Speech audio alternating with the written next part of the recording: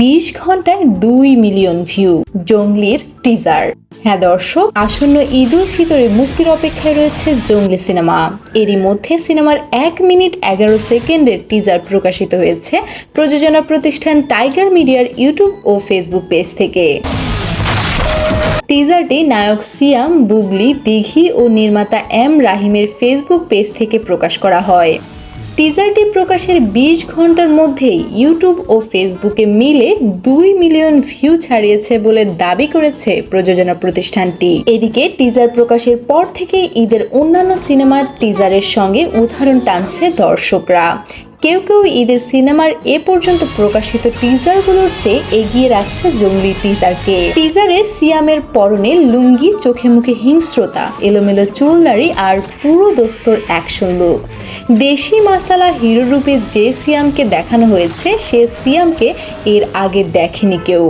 যদিও পোস্টার দেখে অনেকেই জানিয়েছিলেন ছবিটি পুষ্পা কিংবা কবির সিং এর আদলে নির্মিত।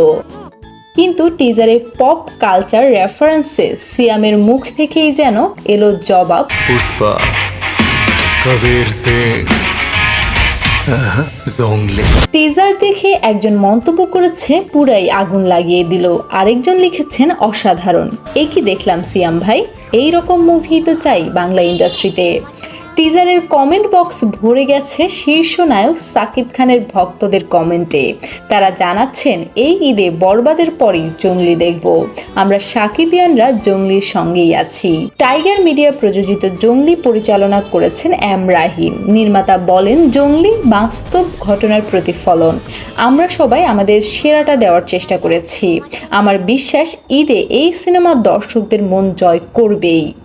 জংলি ছবির গল্প লিখেছেন আজাদ খান, চিত্রনাট্য করেছেন যৌথভাবে মেহেদী হাসান মুন ও কলকাতার সুকৃতি সাহা। এতে বিভিন্ন চরিত্রে আরও অভিনয় করেছেন দিলারা জামান, শহীদুজ্জামান সেলিম, রাশেদ মামুন অপু, সোহেল খান, ইরফান মৃধা, শিবলু সহ আরও অনেকেই। দর্শক, জংলি সিনেমা নিয়ে আপনার কি মন্তব্য জানিয়ে দিন কমেন্ট বক্সে। ভিডিওটি ভালো লাগলে অবশ্যই লাইক করুন। নিত্য নতুন খবর পেতে চ্যানেলটি সাবস্ক্রাইব করে পাশেই থাকুন।